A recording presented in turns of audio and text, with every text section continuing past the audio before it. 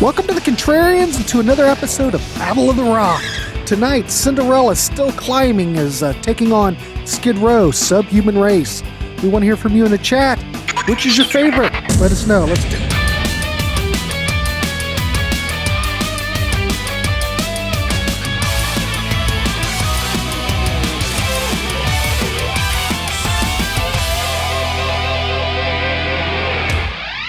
Welcome to the Contrarians, and tonight we have a great topic that no one on this panel even came up with. We don't know where the topic came from, but no one here suggested it, but that's okay because we can still talk about it. The topic for tonight, we are looking at lost 90s albums, mid-90s albums. We're looking at Cinderella's album, Still Climbing. What year was that? That was what? 94. 94. And we're talking about Skid Row. Look at Dan, overachiever. Jesus. God, I'm so proud. If I was your parent, I would just be glowing. Versus Skid Row, Subhuman Race. And what year was that, Dan? 95. 95. Okay. I know that, but, you know, it's hard to host and do that. Anyway. So we're going to do a compare contrast, what we like, what we don't like, and we're going to do a rating out of 10. So I think what we're going to do at the moment is look at Cinderella first, and then we'll pop over and look at Skid Row. All right. And I'm going to go the way I see it. I'm going to go Dan, I'm going to go Elder, Kevin, and we're going to loop around. So, Dan, nice to see you. What is your thoughts on Cinderella Still Climbing? Well, first of all, say hello to my favorite Cinderella album. We know where this is going already, ladies and gentlemen. I love this album. Love this album. I don't know if you noticed, but with these two albums, I still think it was doomed to fail. This album and Skid Row also, you don't really see the Skid Row or the Cinderella logo anywhere on these two albums. Both of them went heavier. This one's a little less heavier than, actually a lot less heavier than Skid Row. But man, the songs on this are so good. Starts off with Bad Attitude Shuffle, which is good. But then you got All Comes Down, which goes into Talk is Cheap. And I'm a sucker for this offbeat, you know, on, what was it on? All Comes Down. When it all, and you got the hi-hat and the snare, like, going a little late to the beat there. Anyway, it's such a good song. Talk is Cheap is good. Hard to Find a Word is actually a good, great ballad, comparable to... Don't Know What You Got Till It's Gone. Blood from a Stone is good. Still Climbing. I actually saw that song live when we saw Cinderella with Rat, Firehouse, and Quiet Riot way back in mid-2000s. Freewheelin' is a great driving track. Through the Rain is another good ballad-ish. And the rest of the song. Oh, and Hot and Bothered, which is the last song, which was also on the... I believe it was the Wayne's World soundtrack. I think, yeah. It was there before, then they added it to this album. So that's actually, and it's actually not Fred Coury on drums, isn't it? Kevin Valentine? No, it's Kevin Valentine. Wasn't Kevin Valentine and Donnie Iris? Let me just... I think it's Kenny Why does that ring a bell? Kenny Aronoff, that'd be no. Sorry, Kenny Aronoff, all drums except, and then Fred Coury is hot and bothered. So Kenny Aronoff, who was in John Cougar's band, yeah, He's and Sammy Ronaldo, I believe. He's in Chickenfoot, and he plays with the Sammy Hagar with Joe and he's there now. He's there now, yeah. He was in Smash Pumpkins back in the day too. Yeah, he's played with He's done a lot of everybody. stuff. He played with Alice Cooper also. Yeah. So yeah. But I love this. It's forgotten. it doesn't. Again, it when I say it was doomed to fail, like you see this in a store and you're like, you just go buy it. There's, like Yes. the old Cinderella logo was not there, and you're like, who the hell is this? Like, I mean, I was watching, reading Metal Edge. I knew that this was coming, so that's how we got it there. They were still on Mercury also for this, but yeah, I guess back in the 90s, the flash of the logos was gone. People were like tired of hair metal, so these hair metal bands were like trying to go simpler because the grunge thing was a lot simpler. But then of course you're seeing this at a store and you're like, I don't even know what this is. Like, it's anyway, it's too bad because I think this album is great.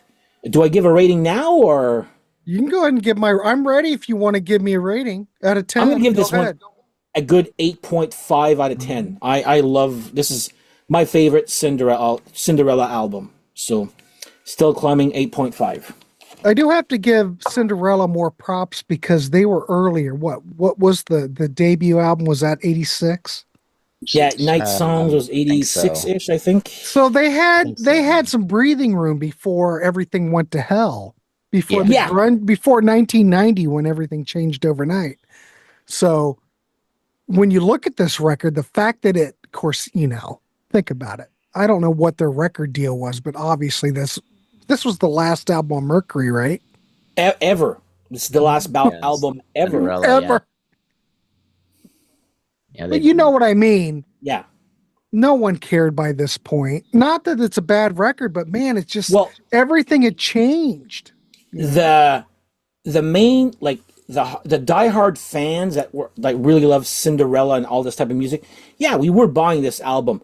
But your general public that was either getting taught, like the general public that just listens to the radio and listen to the hits and buys what is popular, this was not popular at all. This was forgotten by that time. But I like I said, we were still buying those albums, but we were just there was not a lot of us at the time.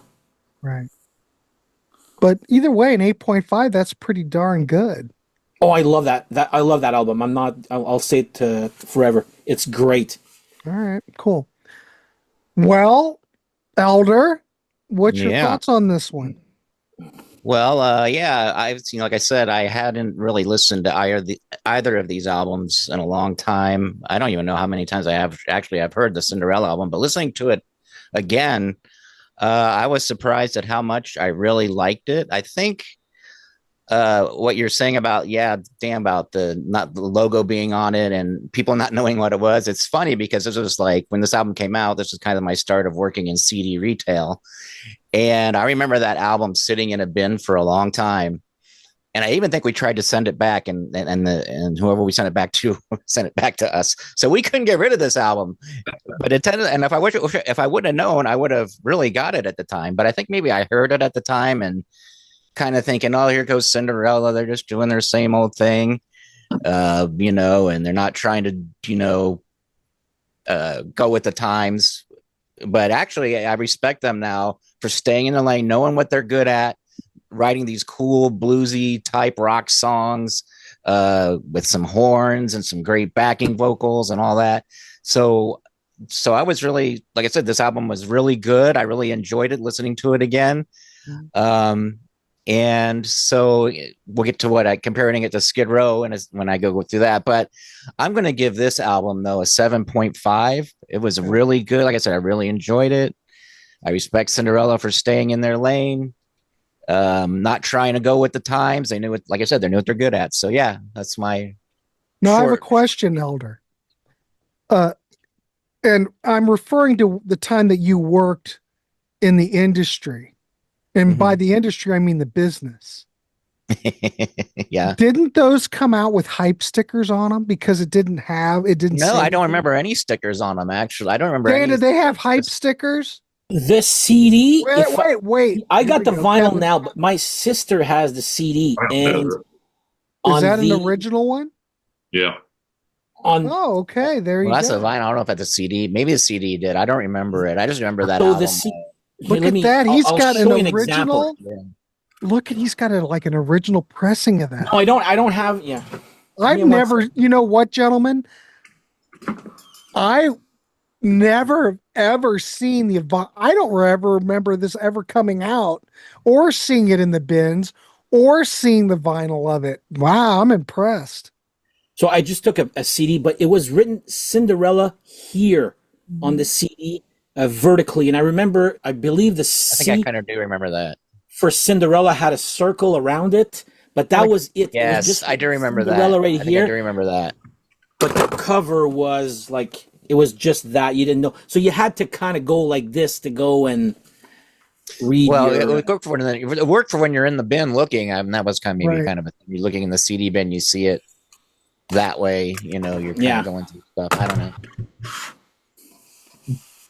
I'm so far I'm impressed. All right, Kevin, give us your thoughts on it. What's your thoughts on the record and your rating out of 10? Just to follow up on what we were just talking about and the kind of lack of personality on the covers of these albums. I think as these bands were trying to evolve, they were probably trying to erase some of that past. So you didn't have, pictures of the band on the front or the back. You didn't have the standard logo, because it probably had a bad connotation to at least maybe in the record company's eyes.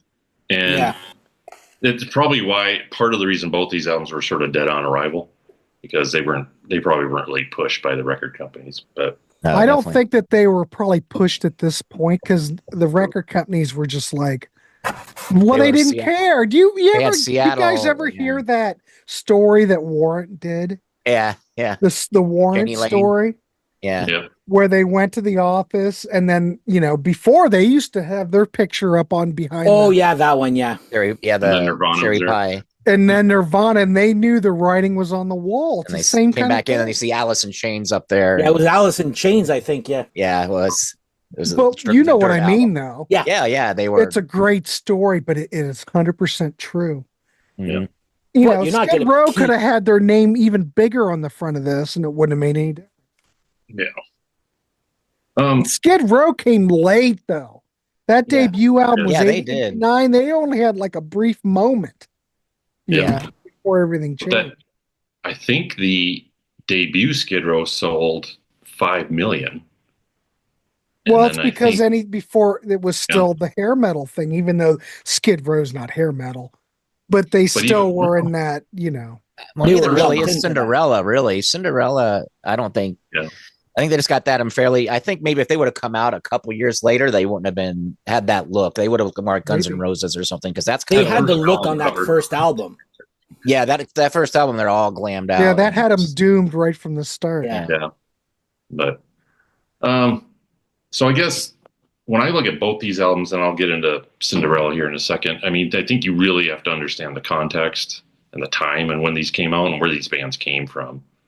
And I think what each band was going through kind of tells you maybe how the albums got developed. What's interesting, I think there's two different approaches here, and Cinderella definitely they sort of doubled down on where they were already going and tried to make the best version of that. And I think it's fairly successful. They just really tried to fine tune their sound. And it's a less subtle change than what we'll see with Skid Row. Overall, I like the Cinderella album. I think both these albums, at one time, they might have been my favorites in the catalog, but I've had a lot of time to sort of digest them again recently. I do like the first 3 songs on Still Climbing, how it starts out. I think that's a great start to the album. I love Bad Attitude Shuffle. I think I read somewhere that was a leftover song from the 80s. Like they were playing that in the clubs back in the day, and they sort of reworked parts of it. And I can sort of see that. It's a real good upbeat song, and the next 2 kind of keep the momentum going. Let's see. I think Talk Is Cheap has got a really interesting kind of solo that you don't normally see from, I think Tom's playing most of the solos. He wrote most of the music. I can only detect a few kind of songs where it might be a second guitar player in there.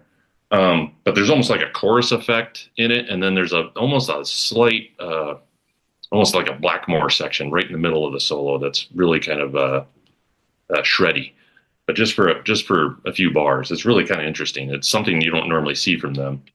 When I get to the fourth song, Hard to Find the Words, this is where I see the band start to slip a little bit. I know that was kind of their bread and butter, these power ballads, but Tom's vocals really start to wear on me. And I think for 1994, this was kind of like, it dates it kind of right away. It almost is like this album should have came out in 1988 or 89 and it would have done pretty well. But also you got to know Tom was going through huge vocal issues at this time. And that's why there was a delay from Heartbreak Station to this album. I think it was a 4-year difference. I think I even read where he had to sing just a word at a time or a line at a time because his vocal cords were just shredded. And I think he had surgery somewhere in between there. It was a real struggle for him to put this album together. Could you imagine? Could you imagine if that's the case, editing that together? Oh my God. It would be a nightmare. And it was probably still done analog. Back then. Especially back then, it was probably tape. I don't know if this is digital, but I don't know how much of it would have been. Yeah, but so I think the song starts out. I like these songs where they have sort of a country vibe or Stonesy Southern rock. But when he goes high with that harsh vocal, I'm just because I guess especially now when you see his solo work where he does a lot more in his lower register, and I really like his 2 solo albums. And if he would have evolved more that way early on, and I don't know if it was possible with his vocals at that point, but that vocal never seemed natural to me anyways. No. So the power ballads on this album I have sort of an issue with, and that's the first one. But Blood from a Stone is the next one. That's a harder edge song. I like the organ bit in the middle. I like all the different instrumentation that they sort of started on Heartbreak Station, and it comes over on this album, but in a little more harder edge, quite frankly. There's organ. There's all the horn sections that kind of come in some of the choruses. I just like that layering. It's done really well. And you got to say the production on this album is pretty darn good too. I think it's one of their best sounding albums. Still Climbing, that's a song that Tom still plays live. And I like the sort of slow slide guitar he plays along with that. And it's kind of a sing-along chorus. Freewheeling, I think that's probably my favorite song on the album. That's also, I read, another song left over from the 80s.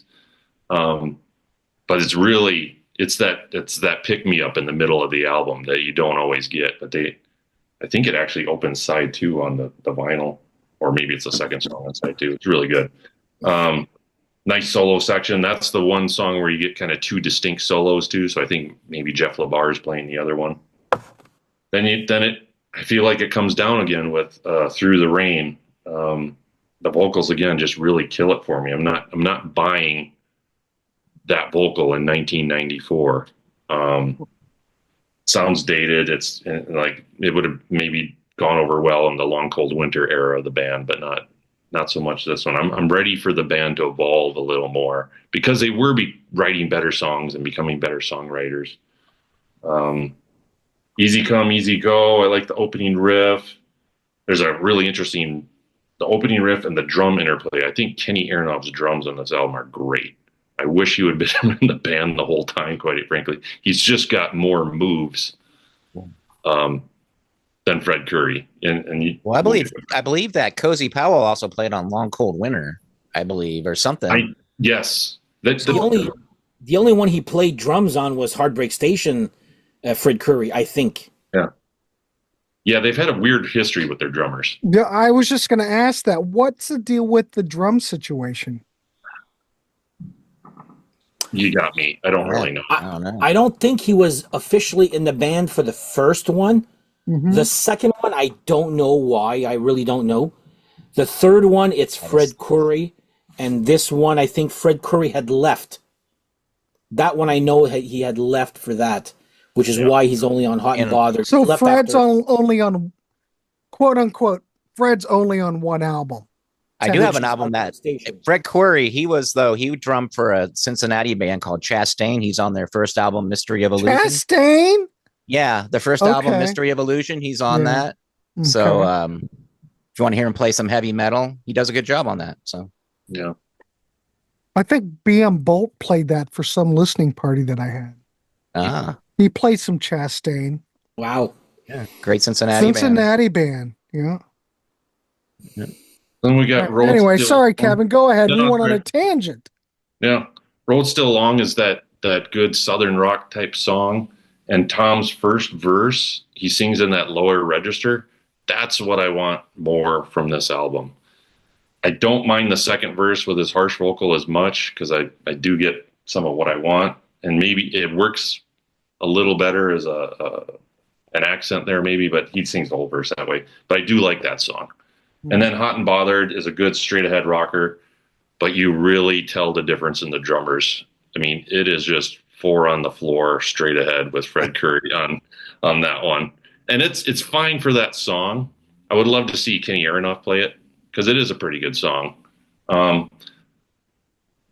lyrics are kind of nonsense 80s stuff, which and quite frankly, some of these songs are like that, but it doesn't bother me too much. Overall, though, I'm going to give this album a 7 out of 10. 7 out of 10. All right. It would have been a lot higher if the ballads were reworked a little bit. And again, it's the vocals that get me on that. All right. So we've got an 8.5, a 7.5, and a 7. Well, we've got a 7. This album, I find, rocks a lot more than Heartbreak Station. Oh, yeah, for sure. That's what I was surprised. I was like, pleasantly time. surprised about how much it rocked. It was really cool. I think it's probably more like the last hurrah. Yeah. They knew this was the last record, so they kind of probably did what they wanted to do. Well, I've heard stories like that before. It's always interesting. He won't regroup as Cinderella. He could, but he won't just because their guitar player died, and he won't. I saw them for free. Just wants to go solo, which is cool. I mean, there was a show in Columbus, Ohio. It was going to be Cinderella opening for the Scorpions. Now, you remember when the Scorpions were going out and it was their final tour? Oh, yeah. They're still doing that, right? Probably. Yeah. But they canceled. And we bought tickets. We did. Did we buy? Yeah, we did. I think we got a refund. But anyway, Scorpions canceled. Cinderella was supposed to open. Well, they did open. They said, you know what? We understand the Scorpions canceled, but we still want to play. So, wow. I mean, come on. How wonderful is that?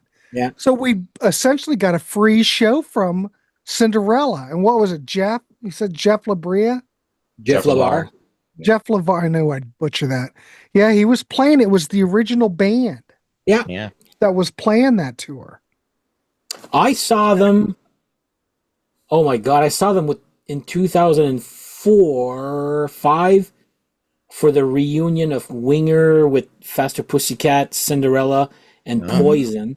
Then I saw them with Rat and Rat, Quite Right, and Firehouse and Cinderella, which was great. And it was the original band, 10 years later, if not more. Yeah. But now that Jeff LeVar has passed away, I don't think you'll see anything. No, he says he won't do it without him, which is, I mean, he could, but I guess that's just something, I don't know. I think also, though, there is the fact that if he puts Cinderella, he might have to, being a solo artist, he gets the lion's share of the money, and maybe Cinderella, he wouldn't get as much. It's just the way it is sometimes, but. It had been a while since they had toured as Cinderella anyways. Even before Jeff passed. So I'm I think the round last time was 2008 or 9, something like that. Mm-hmm. Somewhere around in there. So I guess I'll round it up because it was a 7.66, so we'll go with the 7.7. All right. Which I think's fine, I guess. Yeah. I don't know. We'll see how Skid Row fares. So we're looking at Subhuman Race. This is the last album of Sebastian Bach, who, for my money, is the vocalist for Skid Row. So they had the debut in '89, Slave to the Grind in '91, and then, well, they did. Does anybody hear of that covers EP? Have you ever heard that? Besides Yeah. Ourselves? Yeah. It's Wasn't good bad. It's Yeah. good. All for right. what it is. So Subhuman pretty Race cool. came out in '94 with producer Bob Rock. Michael Wagner was producing the other stuff. So we're going to get the thoughts on this because it is a bit of a departure from what came before. But we're going to get our ratings. We're going to see which one is the winner here. So I'm going to throw it over to Dan. Dan, thoughts on Subhuman Race? All right, so I've got this copy right here. This is from the box set. This is not an original pressing. I bought this. So I was talking with Grant before we started recording. He's got the jewel case. I had the digipack Oh yeah, I had that one too. Yeah. of that when it came. So I was never a big Skid Row fan. Like, I got this in the box set because I had nothing from Skid Row.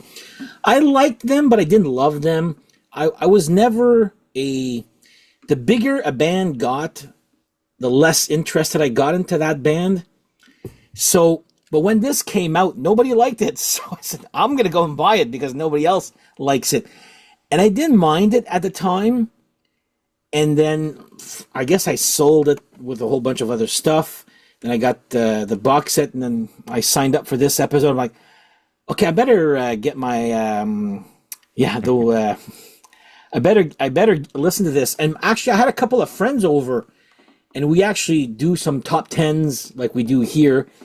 And he actually put this as one of his top 10 albums from 1995 to 1999. That was our category. And I'm like, oh my God, I got to do something with the Contrarians regarding this. And it's heavy.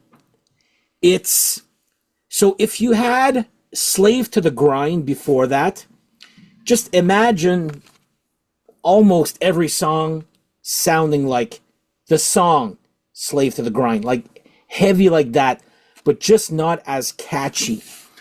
And I find this to be a very ambitious grunge album.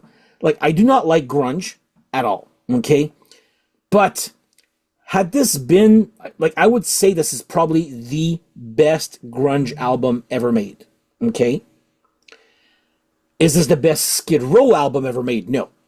But as the sound of this album goes, I would say it's actually it's heavy, it's not as catchy, but I actually enjoyed listening to this past week when I signed up for this episode. I was like, okay, it's different, but it's not that different because like I said, if you just take the one song, Slave to the Grind, this is basically Slave to the Grind, but times 11, like 11 times in a row. There's no I Remember You. There's no catchiness. there's no catchy songs on this album. And again, like I said, they took off the logo that they this is the only album, I believe, without the Skid Row logo, and that was also the only album of Cinderella without the logo. So they were doing the same thing, but again, they were lumped into the metal and the hair metal, and I don't know if it was. Again, I find this album good, but it's not my taste of music. I do not like grunge, but I'll recognize a good sounding album. Like if I compare this to Nevermind or what other crap was there at the time there, like that type of grunge music, this is by far the best grunge album, or Stone Temple Pilots or whatever. This is by far the best grunge sounding album ever, I find. You could see that they spent a lot of time doing this one. It's very ambitious. I'm still gonna give it a 7 out of 10. It's not nowhere near my favorite Skid Row album. It's nowhere near my least favorite either. It's probably like in the middle. I respect it for what it is.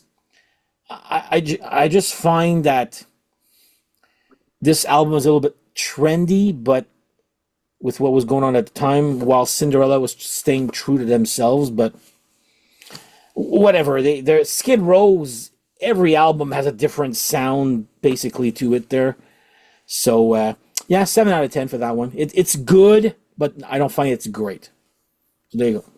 And I just wanted to mention this before we go on, because we've already talked about it off camera. If you're looking for this and you want physical media, this only came out via jewel case. Probably Columbia House and BMG.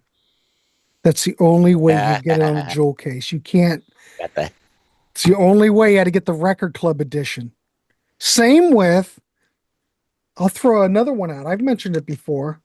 You remember Rush Feedback, the EP came in the Digipack. Yeah. You get the Record Club version of it. It comes in a jewel case. With a booklet and all that. I had that on CD, but it's a little bit bigger, right? If I remember the CD. It's in like a. See if I have it. It's like a little, like about half a centimeter bigger, like than a normal CD. I have that on vinyl actually. Right. It's just like it's not a Digipack. I thought I had it. I guess Albert, you don't have it? No, I don't know where I didn't know I was going to talk about it. it. I would have pulled it. I've got both of them. But I'm just saying, if you want the jewel case, go do some searching on Discogs. Yeah. That's how you do it. So anyway, you gave this a 7? Yeah. All right, a 7. All right. Well, okay. I'll be interested to see what the Elder of Rock has to say. Elder.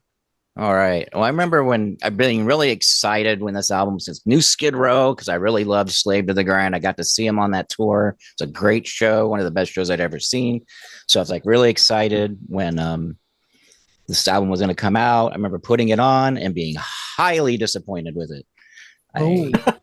Man, it was, oh gosh, it was like, Dan, I wish every song was like Slave to the Grind, because I find that it's all this way. It does a couple up-tempo songs, and then there's a couple ballads, which I think are the best on here, like the slower type ballads. I like the way when Sebastian, he sings kind of in a ballad, so, but this is just like, it sounds like a band trying too hard, maybe a band not getting along. And I just find the production struggling with the current music industry. But they were having problems with Sebastian too at this time. I think they were. And I heard, they were already. Yeah, they've always kind of had a problem with them, but this is when it kind of was coming to a head, I think.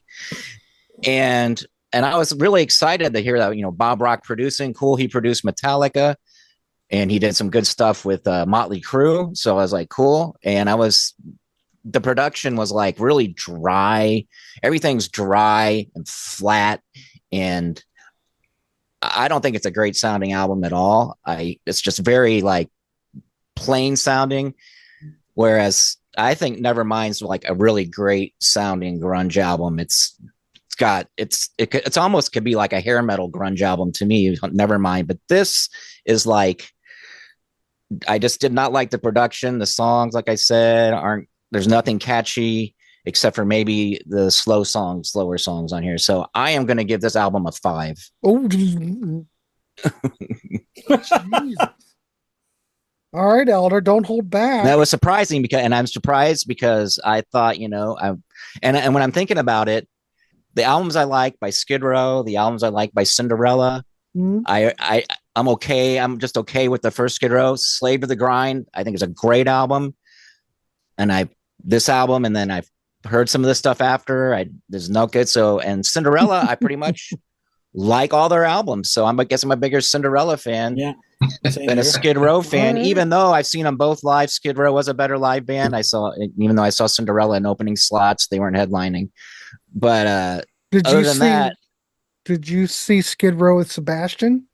Yeah, I saw them. They were on the Slave to the Grind tour. Pantera opened up, and it was just one of the craziest shows I'd ever been to. Sebastian stopped the show at one point Mm-hmm. It's like, the security's not letting you guys come up on stage, and until they do, we're walking. And he walked off the stage, and people were going nuts. And then he comes back on and says, all right, you mother effers can come up here.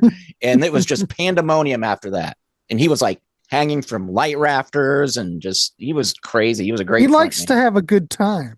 Yeah, and Cinderella was good, but they, like I said, they were opening. So I saw them opening for David Lee Roth, and it was like Night Songs, I think, was the only album out. So, they were just getting their bearings there probably. So if I saw them later, I probably would think they were a great live band. But so the Skid Row show that you saw, what would you rate that out of 10? Was it a great show? 10.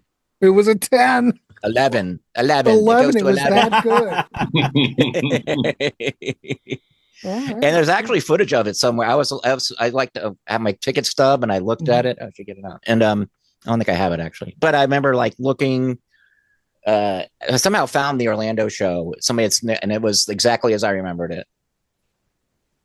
I'll be crazy. Damn. Orlando Slave. I'll have to look and see. I'll have to look for that because I saw Sebastian, surprised. not this last 80s cruise, but he was on the one before. And he did his interview thing and all that. He was interviewed by Downtown Julie Brown. And the interview was just absolutely...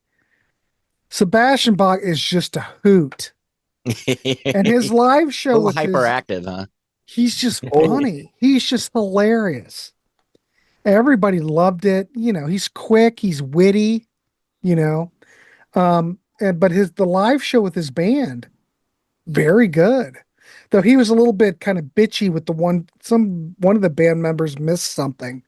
I didn't pick up on it, but he came in late, and Mr. Bach didn't enjoy that. Did he have one or two guitar players?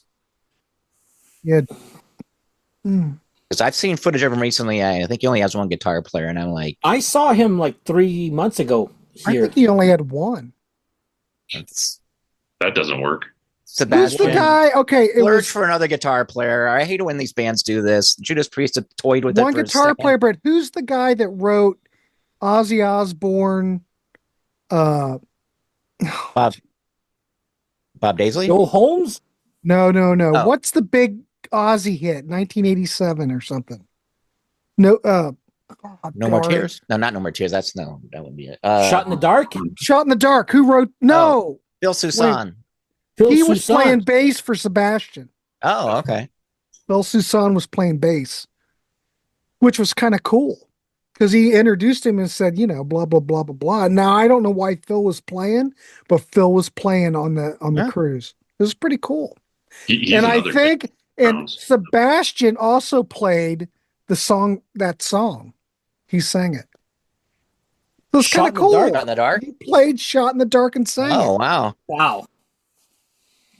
It was pretty cool. Because, Sebastian Bach, I'm not trying to be a fanboy Sebastian Bach, but the guy can sing anything. Yeah, he can sing. Even on the tour, Air Supply was playing. And, if you follow Sebastian Bach, he loves all that shit. He likes yacht rock. He loves Air Supply. The guy is a true music fan. If you've watched him, he went up and played with Air Supply and traded off vocals with Russell. Wow. Because he was just something all you don't giddy. see every day. He was all giddy because he loves all that stuff. You got to love Sebastian Bach because he is a true music fan, and he can sing anything. The guy's great. So I guess I'm a fan. I think he was great. He was great on that cruise. He still sounds great. He sounds great. Very good. And, this whole Skid Row thing, if you guys would like to make some money, if you guys could just mend the fence and come together, you guys could make some serious cash. But it's never going to happen. Kind of like a Van Halen situation with It'll happen one day. Yeah. Maybe it'll happen one day, probably. I think Sebastian, in probably a drunken stupor or something, said something really bad to one of them, maybe even threatening him or something. I'm just speculating. I'm sure the story's out there somewhere. It's something. I'm sure it must be something like that where it's so unforgivable that you just can't work with the dude again. Yeah, it's I That's the only think, thing. but I think he's a true talent. He can sing whatever you throw at him, and he'll give it 110% with what he does. He was just great. I would, if you're gonna go, if he comes around, go out and see him play. You'll just be. I think he's Oh, He's had great. some good solo stuff too. He's had some good solo stuff Yeah. as well. yeah. I There you saw him, go. like I said, 3-4 months ago, and it was great. There you go. Oh, he's just entertaining to. He's always interacting with the audience, and he's kind of like Bret Michaels. Bret Michaels, when we saw him, he was very. I've never seen. I'm not a Poison fan, but I will give you this: the Bret Michaels solo, just him with his band, and Bret Michaels doing what he does. The crowd loved him. He sounded great, and he's very personable. He does appreciate his fans, just like Sebastian does. They did it. I know we're on a tangent. Hold on, real quick. They did. Okay, this is how I got this signed. Was on the '80s cruise. Sebastian made sure he had a space because he said, "Well, let's do some signings over here." He took everybody that went through and signed this, and he talked to everybody and wanted to know how they're doing, blah, blah, blah. Very personable, cared about what they thought. It was phenomenal. Phenomenal. He knows how to treat his fans. I will say Cool. that. So if you can see him, yeah, give the guy some support. Anyway, so sorry, I didn't mean to go on a tangent, but I like Sebastian quite a bit. We'd be disappointed if you didn't. Yeah. I'm just saying, so we have a 7 and a 5. We're going to throw it over to Kevin and get his thoughts on that. Yeah, great thoughts so far. I think I'm going to agree with both Dan and Elder on some of their points.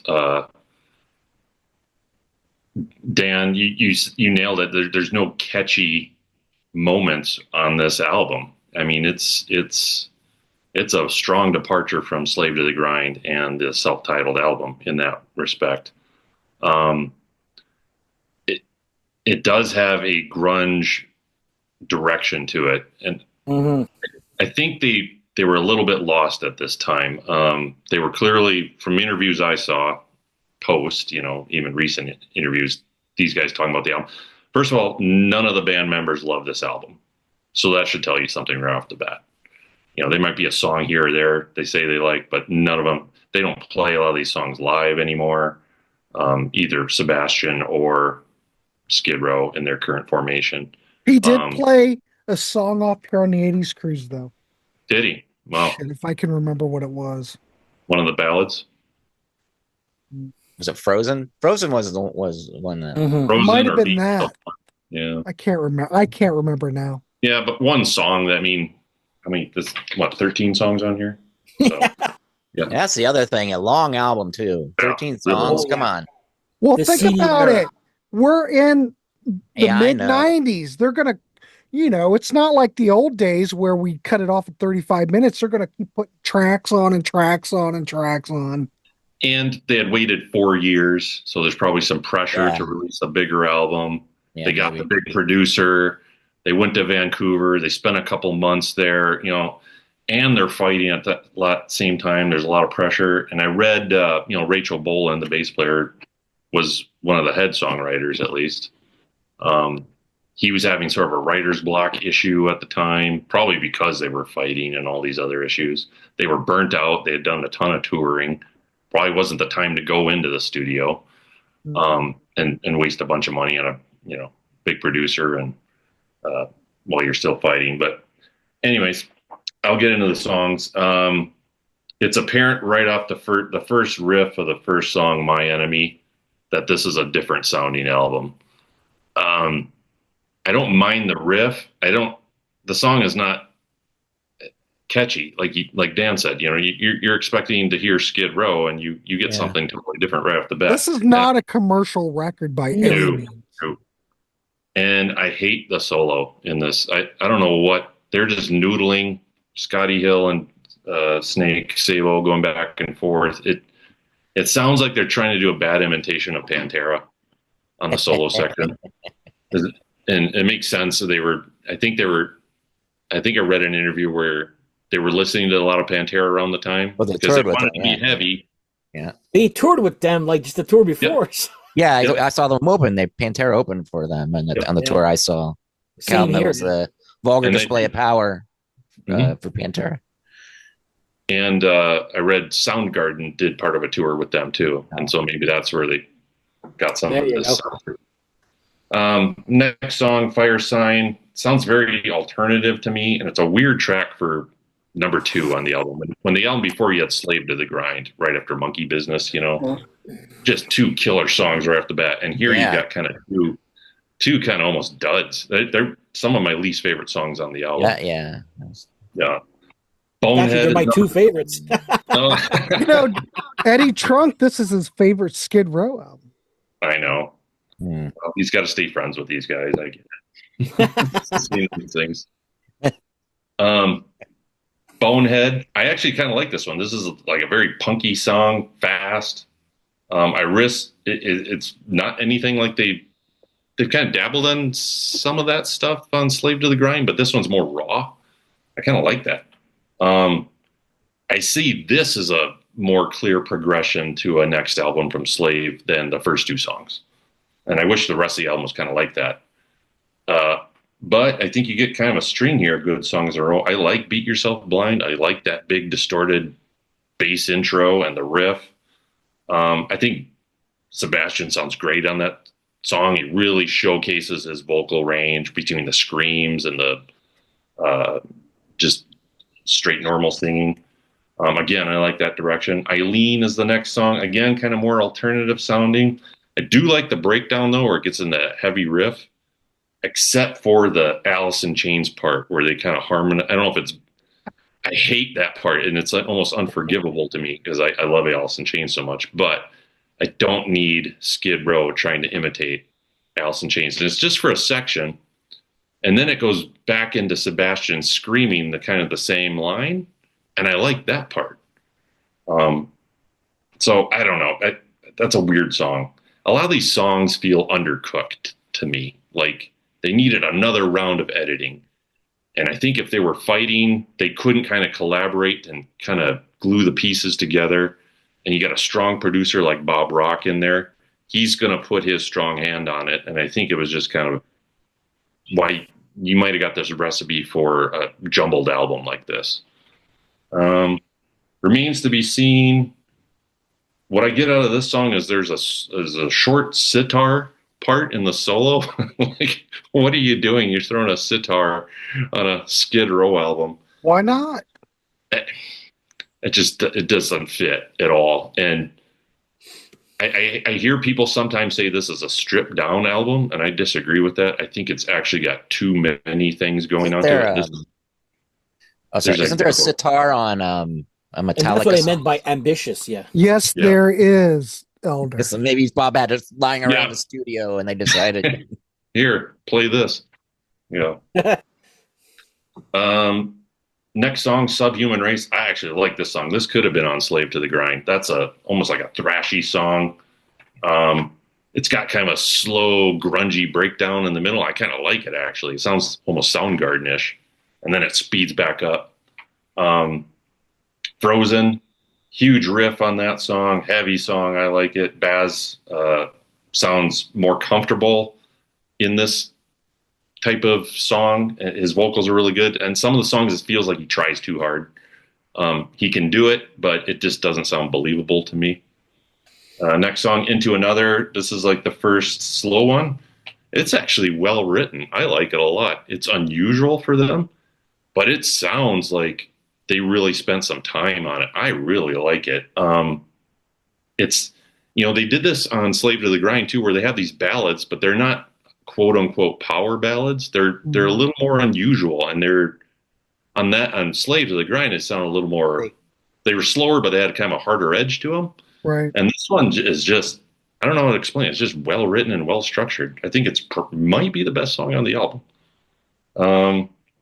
Face Against My Soul. I'm getting kind of worn out at this point with the pummeling of kind of catchy songs and lack of hooks. It does have a nice riff though. and the drumming is excellent. And that's another thing I want to say about this album. Rob Affuso's drumming is just, I think, out of this world on this album. This is his album. If I had to give it to any of the band members on this album, it's his album. Messenger is a good rocker, followed up with Breaking Down, again, another slow ballad type song. But the two ballads, Into Another and Breaking Down, are probably the two catchiest songs on the album. And I think it's just really well written. Sebastian's got more of a rasp on some of his vocals on this song, more breathy, but it works. You know, like you said earlier, he can sing anything. He can sing anything. Iron Will finishes the album. Good punky, thrashy one. I like it. It's a little bit unusual, but it works as a closer. You know, it'd be hard to follow that song anywhere else.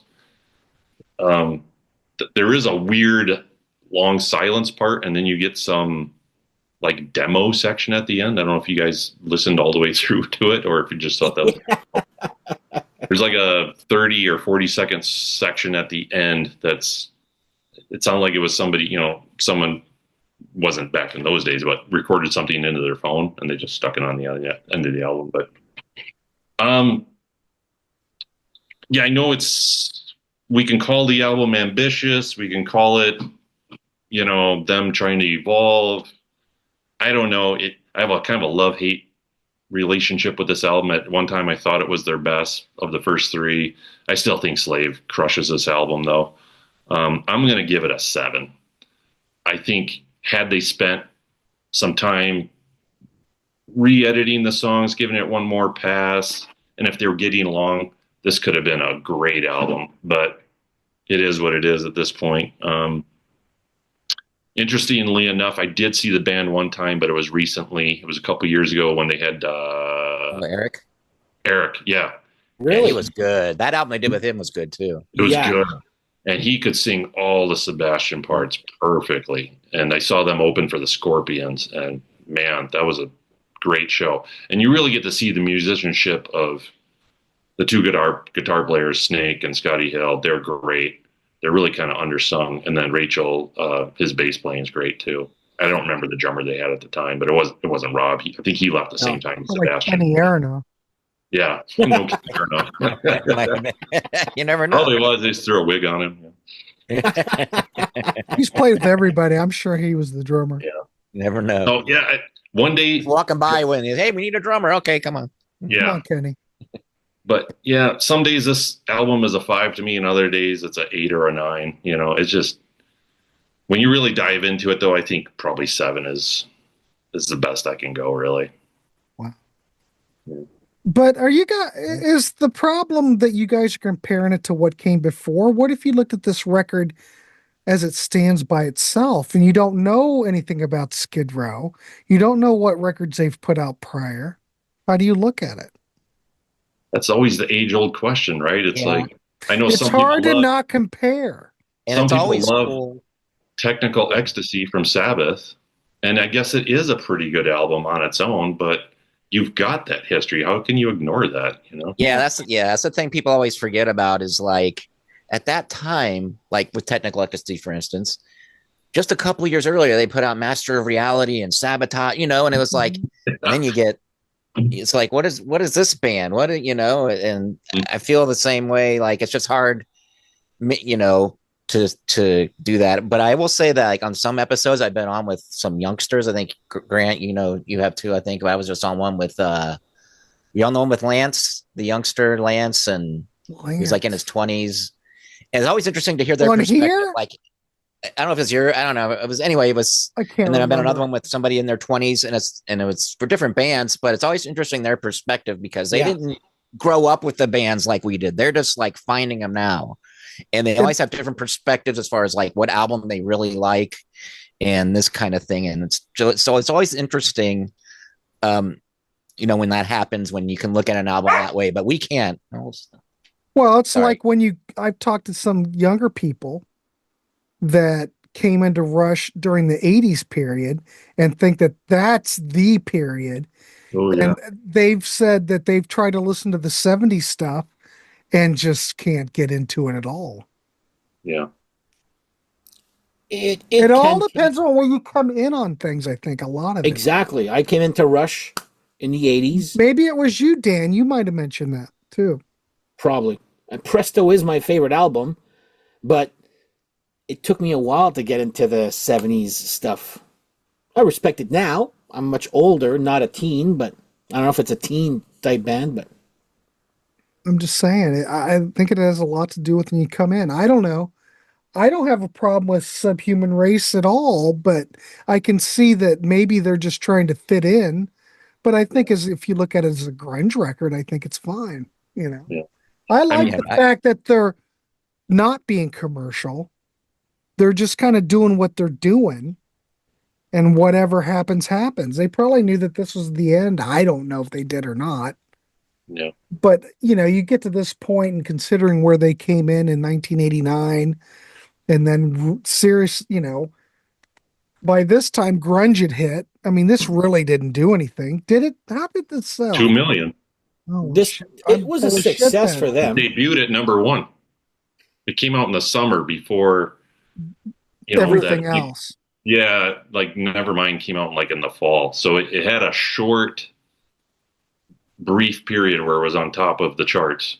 All right. Yeah. So it still had hope. Yeah. Oh, yeah. But it sold 2 million. So, Now, did that record sell less than the debut? yes. Debut sold 5 million. I mean, it could be, who knows why. But you had those radio hits on the first album, True. 18 Life Yeah. and I Remember You just. And there Catapult. wasn't anything like that on here. So No. it seems like they just kept getting less Well- and less commercial. Oh, big time, yeah. I think there What- could have been, but I think people just saw Skid Row as, I think the ballads maybe could have been, except for it just wasn't the time for it, Yeah. Well, the three I- singles were Yeah. My Enemy, Breaking Down, and Into Another. Yeah. I've never seen any of those videos or never seen them on TV. Well, Yeah. they wouldn't be playing them at that point. Yeah. Yeah, probably, yeah.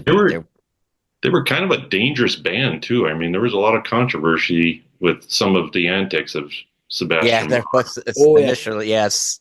And I think, Yeah. they might have not gotten that push from, again, the record companies and MTV and things like that. And well, MTV had moved on at that point too, but, All right. I yeah. don't know. Well, anyway, ladies and gentlemen, Subhuman Race gets a 6.3. I don't have the Cinderella CD, and I'm not going to win because I could throw off the whole rating system. You could throw it off, man. And then But- what would happen? No, absolutely nothing. But with Cinderella, we had a 7.7. So the clear winner here is Cinderella. You can easily make the argument that Cinderella has no bad albums. They're very consistent. Yeah, I would agree with that. And Yeah. which, like I said, I'm surprised that I've come to that realization. But yeah, And I think if you like Cinderella, you have to check out Tom Kiefer's 2 Yeah, I solo definitely, albums because they're great. I never heard those two, no. Oh, they're good. They're good. Well, everybody watching or listening or whatever you're doing, please let us know how you feel on these 2 records. Let us know if you heard the Tom Kiefer solo albums. Let us know of the Sebastian Bach solo material, what you've heard. These shows, it's just about talking music and turning you on to stuff. So we do want to hear what you think. Let us know in your rating down below what you think of Subhuman Race. And what's the name of the damn Cinderella album? Still climbing. climbing. Still Climbing, that I've never seen a real one in my life. They actually came out with Subhuman Race on tour. There's a live EP. You have this? Anybody I have don't know that? It's in I the didn't box. know It's on the that. box set. Yeah. Oh, I've there got you the go. box. Dan trying to show off again. See? He always brings up that damn box set. Okay, fine. I won't say anything anymore. I'm just joking. But I don't think Subhuman Race ever had a vinyl release until then, so That I think Subhuman Race exists on vinyl, but the tour one, maybe in Europe, not in the States. yeah, it's like probably a North Korean press or Yeah, because something we like that. quit pressing vinyl in the States around 91. There is Yeah. a European pressing, but like you said, it's like a 58-minute album on one. Yeah. I think the original press is like 1 LP. It probably Yeah. sounds like garbage. Yeah. All right, everybody, let's wrap this dog up. So we have a clear winner. The clear winner is Cinderella. Let us know what you think down below. If you'd like to be on these panels, we'd love to have you. If you'd like to support the channel, I mean, we would still be here talking, but if you'd like to support the channel, we have a Ko-fi, buy us a pint or a cup of coffee. We also have a Patreon. You can join that. And we're always throwing out videos earlier. And if you've noticed anybody, Martin has been on a tirade, just making videos left and right that I know. Marco and I can't keep up. So anyway, Yeah, wow. a lot going on in the Contrarians right now because Martin is all worked up. And other than that, please like, subscribe if you haven't. We'll have something. There's actually a couple shows I still need to edit that I haven't edited yet. But there's more coming out. So again, we will be back. Thanks everybody. And this panel, look at this panel. We got Dan, we got the Elder, and Kevin. Thanks, gentlemen, for doing this. Let us know what you think, everybody. All right, everybody. Have a good, well, what is today? I don't know when this will come out. Tuesday. This would be a pretty easy show to edit. Maybe I'll get this out. But we'll see you on the next one, everybody, and have a good weekend. And, keep it clean.